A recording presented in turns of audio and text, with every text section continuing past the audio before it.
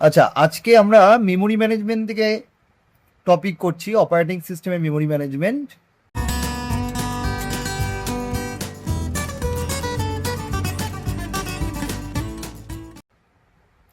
Memory management থেকে memory management কি? Memory management হচ্ছে অপারেটিং সিস্টেমের একটা রিসোর্স ম্যানেজমেন্ট টেকনিক, যেখানে মেমোরিকে আমরা ম্যানেজ করতে পারবো। সেই মেমোরিকে কিভাবে অপারেটিং সিস্টেম ম্যানেজ করে তার দুটো টেকনিক এখানে নির্ধারণ করা হয়েছে। একটা এমএফটি, যেটা multi programming fixed number of task, আর একটা MVT, multi programming variable number of task. এই তার মধ্যে আজকে আমরা একটা কনসেপ্ট বোঝানোর চেষ্টা করছি। প্রথম হচ্ছে এমএফটি। কেন এমএফটি? যদি পার্টিশন সাইজ সেম হয় তখন সেটা এমএফটি। অর্থাৎ এটা বলতে চাইছি আমি যে কোন একটা পার্টিশন সাইজ, অর্থাৎ মেমোরির পার্টিশন সাইজ, সবকটা পার্টিশনের সাইজ কী হবে? সেম, তখন সেটা এমএফটি। আর যদি একটা পার্টিশন আছে, যে পার্টিশনে একটা সাইজ আলাদা, প্রথমটা তৃতীয়টা সেম, দ্বিতীয়টা চতুর্থটা আলাদা, তার মানে কি হচ্ছে? ভ্যারি করছে পার্টিশন সাইজ, সেক্ষেত্রে আমরা বলবো MVT, multi programming variable number of task. তো এখানে আমরা একটা এক্সাম্পল নিয়েছি। এক্সাম্পল কি? যে এখানে একটা অ্যারে নিয়েছি, এই অ্যারের মধ্যে কি স্টোর করেছি? চারটে প্রসেসকে স্টোর করেছি উইথ ইট সাইজ, কিছু সাইজ ভ্যালু দিয়ে। আর এখানে আমরা একটা পার্টিশন নিয়েছি, এই পার্টিশনটা করার আগে একটা চাঙ্ক মেমোরি রাখা হয়েছে। এই চাঙ্ক মেমোরির সাইজ হচ্ছে 400K। পুরো পার্টিশন সাইজ কি? চাঙ্ক মেমোরিটা কি? 400K। এবার এই 400K কে কেন আমরা চারটে পার্টিশনে ভাঙলাম? কারণ এখানে কতগুলো প্রসেস আছে? চারটে, তাই আমি এখানে 4 দিয়ে ভাগ করি। তাহলে 400 ডিভাইডেড বাই 4, তার মানে অবভিয়াসলি ইন্ডিভিজুয়াল পার্টিশন সাইজ হবে 100 KB করে। আচ্ছা, তোমরা বলতে পারো যে এখানে কেতে কেন না নিয়ে আমরা এমবিতে নিলাম না? তো সাধারণত আমরা জানি যে স্মলেস্ট মেমোরি ইউনিট হচ্ছে বাইট, মানে কিলো বাইট। তাই আমরা সবসময় আইডিয়াল মেমোরি ইউনিট হিসাবে কেবিকেই ধরি। আচ্ছা, নেক্সট এইবার আমরা আসছি প্রথম চারটে আমরা পার্টিশন করে নিলাম। প্রথম পি জিরো সাইজ কত? 200K। P zero size 200K। তো 200K কে আমরা প্রথম পার্টিশনে গেলাম, তার size 100K। Obviously 100K memory পার্টিশনের মধ্যে পি জিরো প্রসেস লোড হতে পারবে না, তার মানে পুরো মেমোরিটাই ওয়েস্ট হবে। তাই আমি লিখেছি ওয়েস্ট 100K। আর এই ওয়েস্টিংটাকে আমরা বলবো এক্সটার্নাল ফ্র্যাগমেন্টেশন। পরীক্ষায় আসতে পারে হোয়াট ইজ এক্সটার্নাল ফ্র্যাগমেন্টেশন, আসতে পারে। তখন তাহলে তোমরা এটার কি বলবে? যখন প্রসেস সাইজ পার্টিশন সাইজের থেকে বড়, তখন সেটাকে আমরা বলি এক্সটার্নাল ফ্র্যাগমেন্টেশন। ওকে, ঠিক একই রকম দেখা যাচ্ছে P1 প্রসেসটা কিন্তু সেকেন্ড পার্টিশনে কিন্তু লোড হয়েছে এবং তাতে ওয়েস্টেজ কত? 0। কিন্তু দেখো এখানে আমরা কোনো স্টেটমেন্ট লিখিনি, না লিখেছি এক্সটার্নাল ফ্র্যাগমেন্টেশন, না লিখেছি ইন্টারনাল ফ্র্যাগমেন্টেশন, বিকজ এখানে কোনো মেমোরি ওয়েস্ট হচ্ছে না, এটা আইডিয়াল মেমোরি। এখানে কোনো মেমোরি ওয়েস্টই হচ্ছে না, তার মানে এটা আইডিয়াল। এবার দেখো তাহলে P1 কে আমরা কোনো স্টেটমেন্ট দিতে পারলাম না। নেক্সট P2 আসলাম। P2 সাইজ কত প্রসেসের? 300K। তাহলে অবভিয়াসলি 300K 100K এর মধ্যে লোড হতে পারবে না, তাই এটা সেই P0 প্রসেসের মতো এক্সটার্নাল ফ্র্যাগমেন্টেশন, এবং এখানেও 100K ওয়েস্ট হলো। তো তোমরা এখানে বলতে পারো যে স্যার এখানে আপনি প্রসেস নিচ্ছে 300, 200, আপনি ওয়েস্ট করছেন 100 করে কেন? দেখো, কখনো প্রসেস সাইজের ওপর ডিপেন্ড করে স্টেটমেন্ট হয়, কিন্তু কতটা ওয়েস্ট হবে সেটা তো মেমোরির ওপর হবে। তাই মেমোরিটা আমার এখানে আছে 100, তাহলে আমি ওয়েস্ট কত কত করতে পারি? ম্যাক্সিমাম 100K ওয়েস্ট করতে পারি, তার থেকে বেশি হতে পারে না, তার থেকে কম হতে পারে, কিন্তু তার থেকে বেশি হতে পারে না। তাই আমরা ম্যাক্সিমাম 100K কেন ওয়েস্ট হচ্ছে। আর একটা হচ্ছে P3 প্রসেস হচ্ছে 70K। 70K এখানে আসলো, 100K থেকে যদি 70K বিয়োগ করি তাহলে কত আসছে? 30K ওয়েস্ট হচ্ছে। এক্ষেত্রে এই ফ্র্যাগমেন্টেশনটাকে আমরা বলি ইন্টারনাল ফ্র্যাগমেন্টেশন। তো ইন্টারনাল ফ্র্যাগমেন্টেশনের বাংলা কী দাঁড়ালো? যে যখন প্রসেস সাইজ মেমোরির পার্টিশন সাইজের থেকে ছোট, তখন সেটাকে বলবো ইন্টারনাল ফ্র্যাগমেন্টেশন। ওকে, এবং এখান থেকে পরীক্ষার একটা কোশ্চেন আছে, what is the difference between internal fragmentation and external fragmentation. এটার নোটসটা আমি দিয়ে দেবো। এখন আর একটা টপিক বোঝানো হবে, সেটা এমএফটির পর জাস্ট লাস্ট টপিকটা বোঝানো হলো। Next MVT, multi programming variable number of task. এইটাতে কি হচ্ছে, একটা প্রসেস, সেই সেম 4টে প্রসেস আছে আর একটা মেমোরি পার্টিশন দেওয়া আছে।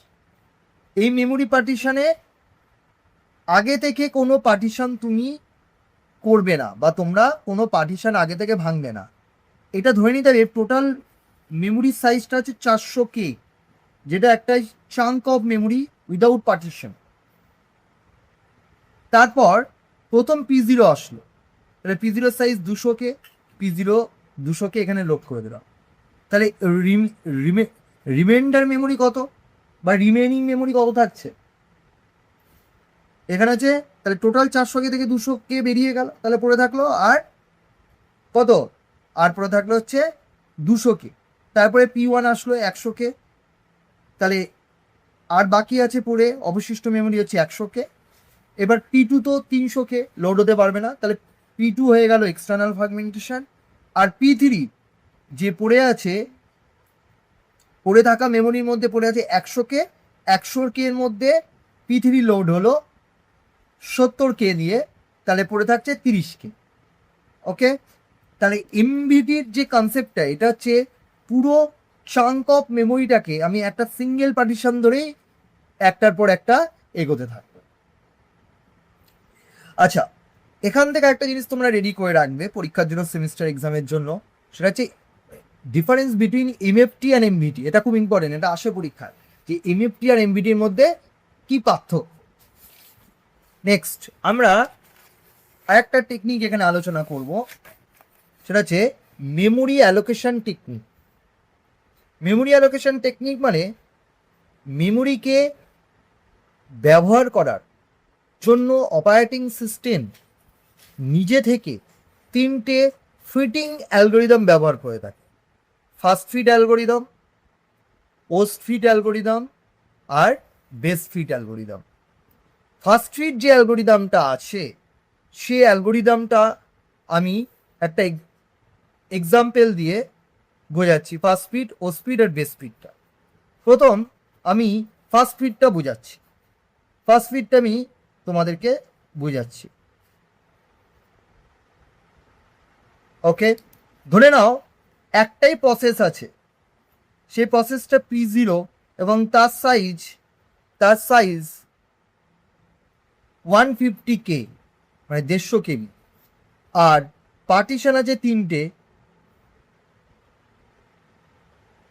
তার মধ্যে প্রথম পার্টিশনটা হচ্ছে 400, 300,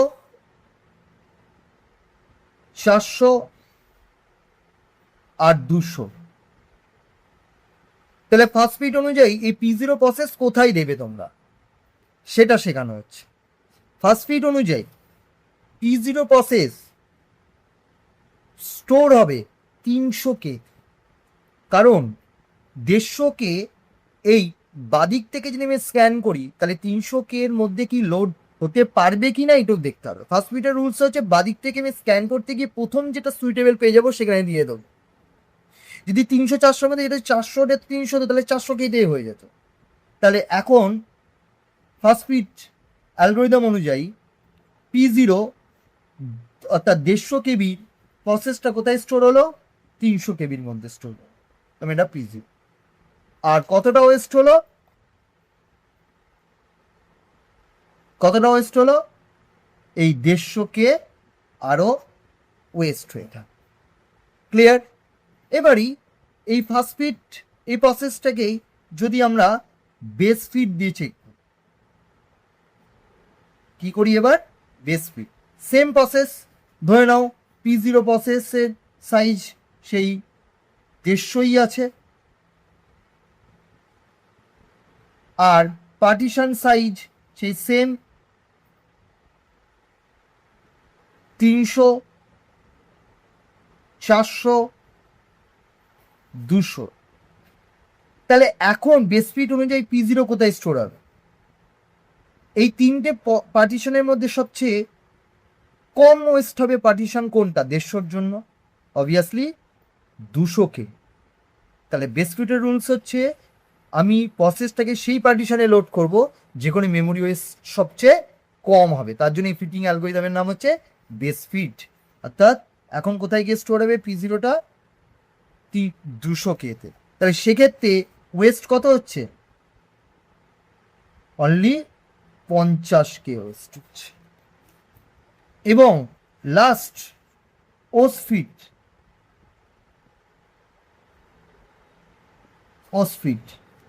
তাহলে এখানে ওসফিট অনুযায়ী P0 প্রসেস তারও সাইজ সেই 150K এবং মেমোরি পার্টিশন সেই তিনটে আগেরবারের মতোই 300K, 400K and 200K।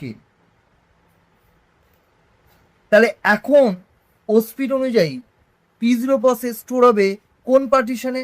Obviously ওসফিটের rules হচ্ছে আমি সবচেয়ে লার্জেস্ট পার্টিশনটা সিলেক্ট করব ফিটিং করার জন্য, অর্থাৎ 300, 400, 200-র মধ্যে সবচেয়ে বেশি বড় পার্টিশন হচ্ছে 400K।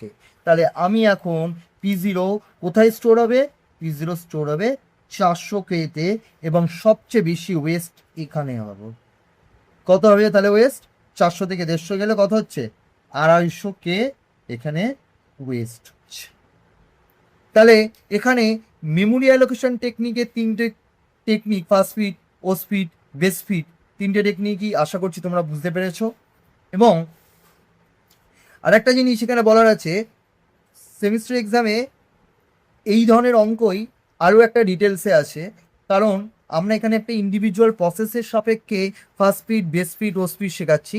ওখানে তোমাকে এইরকম পার্টিশন 4টে দিয়ে 4টে প্রসেস দিয়ে দেবে, তখন তাহলে কী করবে সেও অঙ্ক তোমাদেরকে শেখানো হবে। আর একটা কম্প্যারিজন পড়ে রাখবে, ফার্স্ট ফিট, ওসফিট আর বেস ফিটের মধ্যে একটা তুলনামূলক পার্থক্য পড়ে রাখবে, সেমিস্টার এক্সামে 5 মার্কসে আসতে পারে। ঠিক আছে।